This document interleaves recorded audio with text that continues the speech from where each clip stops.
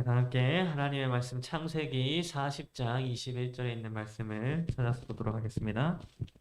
창세기 40장 21절에 있는 말씀입니다. 찾으셨으면 우리 다 함께 같이 한번 읽도록 하겠습니다. 창세기 40장 21절 함께 읽겠습니다. 시작. 바로의 술 맡은 관원장은 전직을 회복하매 그가 잔을 바로의 손에 받들어 드렸고. 오늘 저는 여러분과 함께 소믈리에라고 하는 제목으로 말씀을 좀 나누도록 하겠습니다. 여러분 혹시 이 소믈리에라고 하는 직업에 대해서 들어보셨습니까? 네, 이 소믈리에란 이 사진에 나와 있는 이 사람처럼 포도주 와인을 관리하고 또 그 와인을 때로는 손님들에게 내어주기도 하며 어떤 와인이 맛이 좋은지 맛을 자기가 본 다음에 그거를 추천을 해주는 그런 사람을 소믈리에라고 합니다. 저는 가보지 않았지만 고급 레스토랑에 가면 아주 멋있게 와인을 따라주는 그 사람들, 그 사람들이 바로 소믈리에인 것입니다. 근데 여러분 저는 하나님의 말씀인 성경을 읽다가 이 소믈리에라고 하는 직업에 제가 관심을 가지게 되었고 또 저 자신이 이 소믈리에가 되기를 원하게 되었습니다.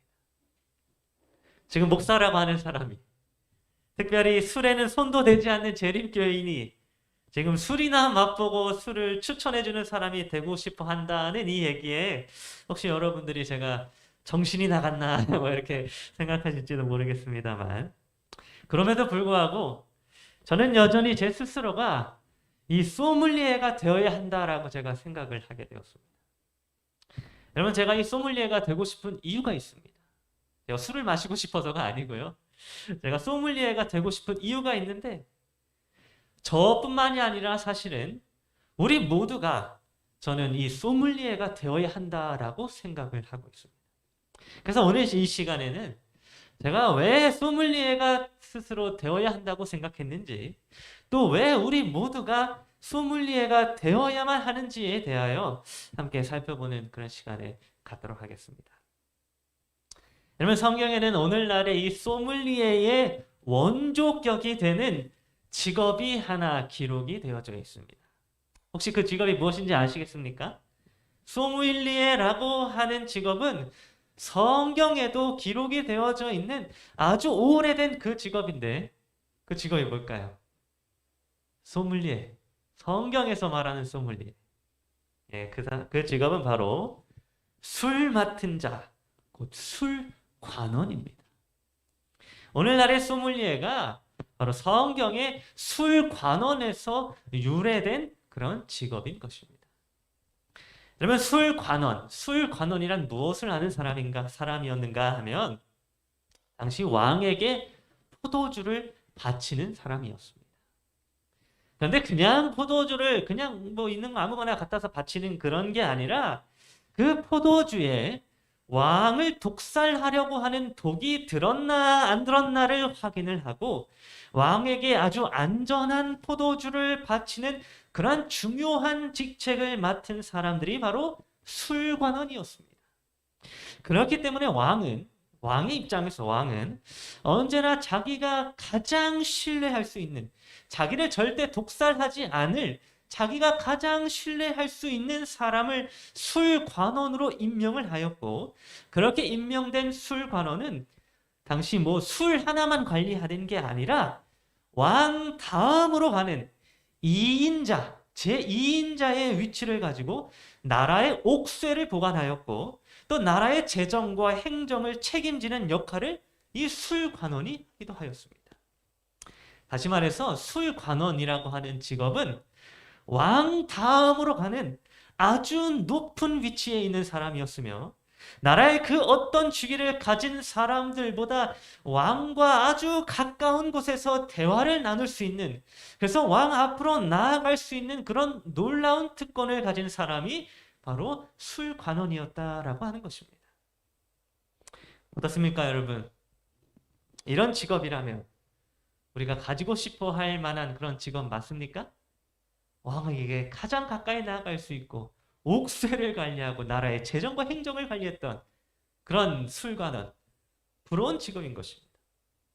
한 나라의 2인자가 될 수 있는 이러한 직업이라면 아마 누구라도 가지고 싶어 할 것입니다. 그래서 여러분, 성경에는 이 술관원이었던 사람들이 뭐 한두 명이 아니라 여럿이 등장을 하게 되는데, 술관원들 중에 가장 대표적인 인물이 누구인가 하면 바로 애굽의 술관원입니다. 여러분, 애굽의 술관원은 성경에 공식적으로 처음 기록된 소믈리에입니다. 이 성경에 기록된 애굽의 술 맡은 자는 어떤 사람이었는가? 창세기 40장 1절은 이렇게 기록을 해주고 있습니다. 그 후에 애굽 왕의 술 맡은 자가, 떡 굽는 자가 그들의 주인 애굽 왕에게 범죄한지라. 여러분, 성경에 처음 등장하게 된 술관원, 이 소믈리에는 뭘로 그 이야기가 시작을 하는가 하면 왕에게 범죄를 한 것으로 그 이야기가 시작되는 것을 우리는 볼 수 있습니다. 왕 앞으로 가까이 나아갈 수 있는 그런 놀라운 특권을 가지고 있었으며, 왕과 가장 가까운 곳에서 대화를 나누며 가장 큰 신임을 받고 있었던 술관원이 왕 앞에 범죄하였다라고 성경은 기록을 해주고 있는 것입니다. 그런데 이 술관원이 도대체 무슨 죄를 범하였는지에 대하여서는 창세기를 기록한 곳에는 침묵을 하고 있습니다. 뭐 어떤 죄를 지었는지가 사실은 굉장히 궁금하기도 한데, 성경은 술관원이 어떤 죄를 지었는지에 대해서는 지금 의도적으로 침묵을 해주고 있다는 것입니다. 뭐 제가 화이트 선지자의 글도 찾아보았는데, 화이트 선지자도 이 술관원의 죄목이 무엇인지에 대해서는 아무런 이야기도 해주고 있지 않았습니다. 여하튼 무엇이 되었든 간에 성경에 처음 등장한 애굽의 술관원은 범죄한 것으로 그 이야기가 시작되었고, 결국 그는 감옥에 갇히게 되었습니다. 그런데 아주 공교롭게도 애굽의 술관원이 갇히게 되었던 감옥은 누구의 감옥이었는가? 바로 요셉의 주인이었던 보디발의 감옥에 이 애굽의 술관원이 갇히게 되었습니다. 보디발의 집 안에 있었던 감옥, 그리고 요셉이 갇혀 있었던 그 감옥에 이 술관원이 갇히게 된 것입니다. 그런데 여러분, 하루는 감옥에 갇힌 이 애굽의 술관원이 잠을 자다가 꿈속에서 한 꿈을 꾸게 되었습니다. 그리고는 그 꿈을 인하여 아주 근심을 하게 되었습니다. 그날 술관원의 얼굴에는 근심의 빛이 어리게 되었는데, 그가 꾸었던 꿈의 내용은 이런 내용의 꿈이었습니다. 그가 꿈을 꾸었는데 그의 앞에 포도나무가 있었고, 그 나무에 3개의 가지가 있었습니다. 이 그림처럼. 그리고 그 3개의 가지에서 싹이 나고 꽃이 피고 잘 익은 포도송이가 맺히게 되었습니다.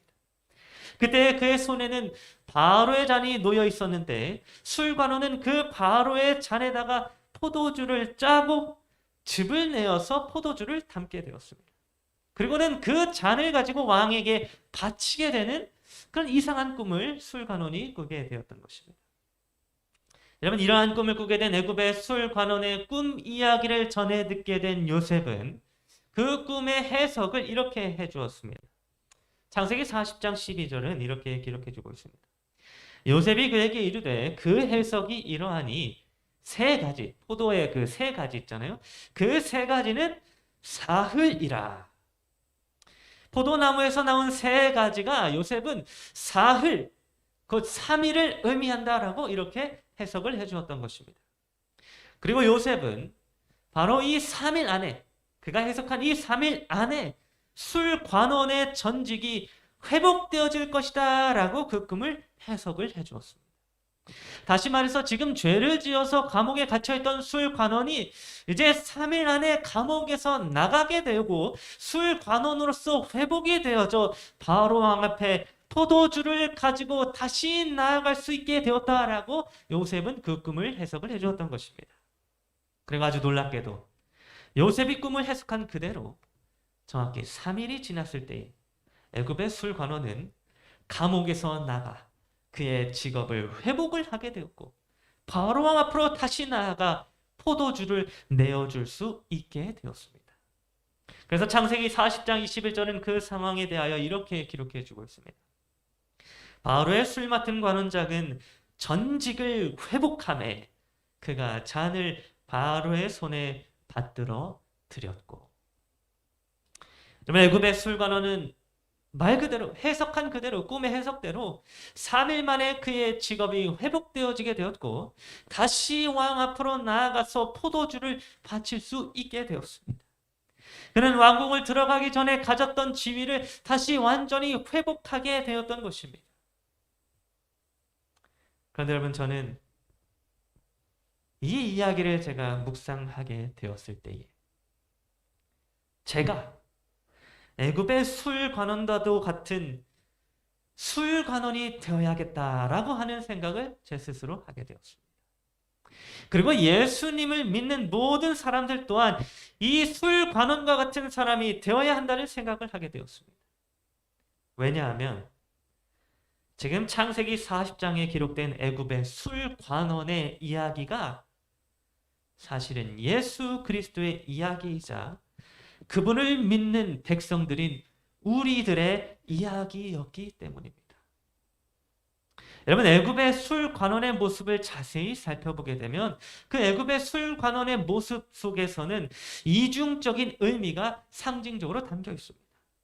술관원이 사실은 예수 그리스도를 나타내주고 있었고 또 동시에 예수 그리스도를 의지하여서 하나님 앞으로 나아가게 된 백성들, 그리스도인들의 모습을 나타내주고 있었다는 것입니다.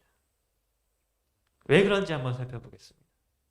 그러면 첫 번째로 애굽의 술관원은 예수님의 모습을 나타내주고 있었습니다. 애굽의 술관원은 애굽 왕에게 범죄한 것으로 시작되었습니다.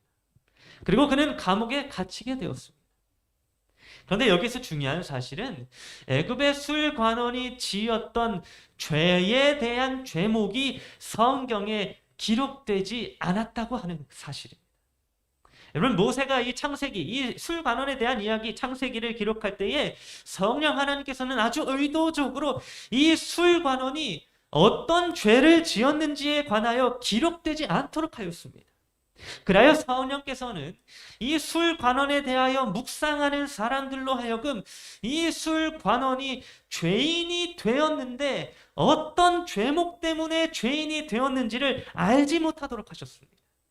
성경은 마치 애굽의 술관원이 죄가 없는데 죄인이 된 것처럼 의도적으로 표현해주고 있다는 것입니다. 여러분, 아마 실제로 애굽의 술관원은 아마도 감옥에 갇힐 만한 죄를 짓긴 지었을 것입니다. 그러나 성경은 의도적으로 그의 죄에 대해서 침묵해주고 또 기록해주고 있지 않은 것입니다. 여러분, 이 성경을 기록한 성령 하나님의 이러한 의도는 바로 이 술관원이 죄인이 되셨지만 죄는 없으셨던 예수 그리스도를 나타내주고 있음을 밝혀주고 있습니다. 여러분, 술관원과 같이 예수님께서는 아무런 죄도 없으신 분이셨습니다. 그분은 십자가에 달릴 만한 그 어떠한 정당한 죄목도 없으신 분이셨습니다. 그런데 예수님은 십자가에서 가장 흉악한 범죄자의 모습으로 달리셨고 우리 세상 사람들 모두의 죄를 십자가에서 대신 짊어지셨습니다. 그러니까 예수님은 죄가 없으셨는데 아무런 죄도 짓지 않으셨는데 죄인의 모습으로 이 땅에 내려오셨고 죄인의 모습으로 십자가에 달려 죽으셨던 것입니다. 애굽의 술관원이 죄인이 되어서 감옥에 갇혔는데 그의 죄목이 전혀 기록되어 있지 않은 것처럼 예수님도 죄인이 되어서 이 땅에 내려오셨고 십자가에 달리셨는데 예수님의 죄목이 기록되어 있지 않으셨습니다. 술관원의 모습이 지금 예수님의 모습을 나타내 주고 있는 것입니다. 또한 애굽의 술관원은 사흘 만에 그의 직분을 회복하게 되었습니다. 성경은 그가 3일이 지난 이후에 전직을 회복하고 바로왕 앞으로 나아가 포도주를 바치게 되었다라고 기록을 해주고 있는 것입니다. 여러분, 이러한 술관원의 모습은 바로 예수님께서 부활하셨을 때의 모습을 보여주고 있습니다. 여러분, 예수님께서 이 땅에 계실 때 이런 말씀을 하신 적이 있으셨습니다. 요한복음 2장 19절에 있는 말씀입니다. 예수께서 대답하여 이르시되 너희가 이 성전을 헐라 내가 사흘 동안에 일으키리라. 여러분, 예수님은 자신을 성전이라고 표현을 하시면서 너희가 나를 십자가에 못 박아 죽여도 나는 사흘 안에 다시 부활하게 될 것이다 라고 이렇게 말씀하셨습니다. 그리고 그 말씀, 그 예언 그대로 예수님은 금요일에 십자가에 달려 죽으셨고 3일이 지난 일요일에 부활하셨습니다. 예수님께서는 사흘 동안에 부활하셨고 무덤에서 나와 하나님이 계신 곳으로 나아가셨던 것입니다. 여러분, 애굽의 술관원이 전직이 회복되어진 이후에 바로왕 앞으로 나아가서 포도주를 바치게 되었던 것처럼 예수님도 그와 동일한 일을 하셨습니다. 예수님은 사흘 후에 부활하신 이후에 하늘로 승천하셔서 무엇을 하셨는가 하면 하나님 앞으로, 왕이신 하나님 앞으로 나아가 자신의 피를 내어드렸습니다. 십자가에서 흘리셨던 그 피를 예수님은 하나님 앞으로 나아가 드렸던 것입니다. 여러분, 예수님은 부활하신 이후에 하늘로 올라가 왕 되신 하나님 앞에 자신의 피, 포도주가 상징하고 있는 자신의 피를 하나님께 드렸습니다. 그 사실에 대하여 히브리서 9장 12절은 이렇게 기록해 주고 있습니다. 염소와 송아지의 피로 하지 아니하고 오직 자기의 피로 영원한 속죄를 이루사 단번에 성소에 들어가셨느니라. 여러분, 예수님은 자기의 피로 하늘 성소에 들어가셨습니다. 그런 다음에 히브리서 9장 14절은 그 흠없는 예수 그리스도의 피를 하나님께 드렸다라고 말씀해 주고 있습니다. 성령으로 말미암아 흠없는 자기를 하나님께 드린 그리스도의 피라고 지금 히브리서는 기록을 해주고 있는 것입니다. 여러분, 예수님은 이처럼 십자가에 달리셨다가 사흘 만에 부활하신 이후에 승천하셔서 하나님 앞으로 나아가 자신의 피를 바치셨습니다. 마치 애굽의 술관원이 전직이 회복되어진 이후에 바로왕 앞으로 나아가서 포도주를 내어주게 되었던 것처럼 예수님도 부활하신 이후에 하나님 앞으로 나아가 자신의 피를 드렸던 것입니다.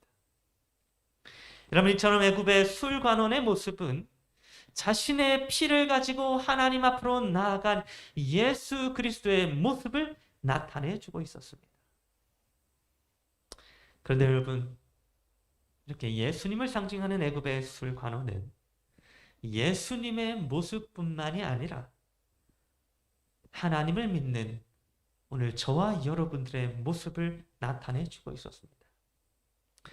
여러분, 애굽의 술관원이 범죄하여서 감옥에 갇히게 되었던 것처럼 오늘날 저와 여러분들도 하나님 앞에서 범죄하여 감옥, 곧 이 세상에 갇히게 되었습니다.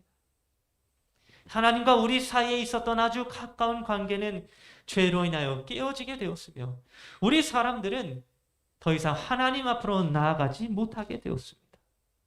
애굽의 술관원이 죄로 인하여 더 이상 왕 앞으로 나아가지 못하게 되었던 것처럼 우리도 죄로 인하여 하나님 앞으로 나아가지 못하게 된 것입니다. 그래서 우리는 아무런 희망 없이 이 땅에서 죽게 되었습니다. 그런데 여러분, 애굽의 술관원이 꿈속에서 자기 앞에 준비된 포도나무가 자라고 그 포도나무에 열매가 맺히게 되었던 것처럼 여러분, 우리 사람들 앞에도 한 포도나무가 자라나게 되었고 열매가 맺히게 되었습니다. 여러분, 술관원의 꿈속에서 자라나게 되었던 포도나무는 누구를 상징해주고 있는가 하면 바로 예수 그리스도를 상징해주고 있습니다. 요한복음 15장 1절은 이렇게 기록하고 있습니다. 나는 참 포도나무요 내 아버지는 농부라. 여러분, 성경은 예수님 자신이 포도나무라고 증거해주고 있는 것입니다. 예수 그리스도께서는 그 애굽 관원의 꿈속에서 포도나무가 자란 것처럼 예수님은 우리 앞에 자라난 포도나무가 되어주셨습니다. 농부이신 하나님의 뜻을 따라 예수님은 우리를 위하여 이 땅에 내려오셨고 십자가에 달려 죽으셨습니다. 그리하여 주님은 우리 앞에 준비된 포도나무가 되어주셨습니다. 우리를 위하여 십자가에 피 흘리신 주님의 보혈이 오늘 우리 앞에 언제나 준비가 되어져 있는 것입니다. 그래서 그 포도나무의 열매를 따서 잔에 붓는 자마다 왕 앞으로 나아갈 수 있게 되었습니다. 다시 말해서 예수 그리스도의 피를 내 마음에 적용시키는 자마다, 내 마음에 예수 그리스도의 피를 뿌리는 자마다 왕이신 하나님 앞으로 나아갈 수 있는 자가 되었다고 하는 것입니다. 애굽의 술관원이 자신 앞에 이미 준비된 포도나무의 열매를 짜가지고 잔에 담았을 때에 비로소 왕 앞으로 나아갈 수 있게 되었던 것처럼, 오늘 우리들도 우리를 위하여 이미 준비된 예수 그리스도의 십자가의 보혈을 내 마음에 담게 될 때에 이제 왕이신 하나님 앞으로 나아갈 수 있게 된 것입니다. 여러분, 이와 같이 애굽의 술관원은 우리 앞에 이미 놓여진 예수 그리스도의 피를 의지하여 하나님 앞으로 나아가는 그리스도인들의 모습을 나타내 주고 있었습니다. 우리가 예수님의 보혈을 의지할 때에, 그분의 속죄의 피를 내 마음 가운데에 뿌리게 될 때에 하나님 앞으로 나아갈 수 있게 되고 깨어졌던 하나님과의 관계가 회복되어질 수 있는 것입니다. 그래서 히브리서 10장 19절은 그 사실에 대하여 이렇게 기록을 해주고 있습니다. 그러므로 형제들아, 우리가 예수의 피를 힘입어 성소에 들어갈 담력을 얻었나니. 애굽의 술관원이 자기 앞에 놓여진 포도나무를 통하여 왕궁으로 다시 돌아갈 수 있게 되고 왕 앞으로 나아갈 수 있게 되었던 것처럼, 오늘날 우리들도 우리 앞에 놓여진 예수 그리스도라고 하는 그분의 피로 말미암아 이제 하나님이 계신 성소로 담대히 들어갈 수 있게 된 것입니다. 여러분, 이것이야말로 성경에 기록된 술관원, 소믈리에의 모습이었습니다. 이러한 일을 하는 것이 바로 술을 맡은 자가 하는 일인 것입니다. 여러분, 저는 바로 이러한 이유 때문에 제 스스로가 소믈리에가 되기를 원하게 되었습니다. 술관원이 포도주를 가지고 왕 앞으로 나아가서 왕의 근심을 덜어주고 왕을 기쁘게 하였던 것처럼, 저도 예수 그리스도의 흘리신 피를 가지고 하나님 앞으로 나아가 하나님을 기쁘시게 하는 그러한 술관원이 되고 싶은 것입니다. 여러분, 소믈리에라고 하는 직업은 뭐를 하는 사람인가 하면 바로 손님들에게 포도주를 추천해 주는 일도 하는 사람이었습니다. 그래서 이와 같이 저도 예수 그리스도의 포도주를 먼저 맛본 사람으로서 저를 찾아오는 많은 손님들에게 예수 그리스도의 피라고 하는 포도주를 추천해주고 소개해주는 사람이 되어야겠다라고 하는 생각을 하게 되었습니다. 소믈리에가 되어서 먼저는 내가 예수 그리스도의 피를 의지하여 하나님 앞으로 나아가서 하나님을 기쁘시게 하고, 그 다음에는 다른 사람들에게, 나의 이웃들에게 예수 그리스도를 소개해주고 그분의 보혈을 추천해주는 그러한 술 맡은 관원이 되어야겠다라고 하는 생각을 제 스스로 해보게 된 것입니다. 여러분, 오늘 우리 모두가 이와 같은 술 맡은 관원들이 되기를 간절히 바랍니다. 저 여러분 모두가 술 관원이 되어서 예수 그리스도의 피로 말미암아 하나님 앞으로 나아가고, 또 그 피를 다른 우리의 주변에 있는 이웃들에게 추천해 줄 수 있는 그러한 술 맡은 자, 술 관원이 되었으면 좋겠습니다. 오늘 저 여러분 모두가 나를 위해 흘리신 예수 그리스도의 십자가의 보혈을 통하여 하나님 앞으로 나아가고, 또 그분의 보혈을 다른 사람들에게 전하면서 살아가는 그런 소믈리에들이 되기를 간절히 바라면서 오늘 말씀을 마치도록 하겠습니다.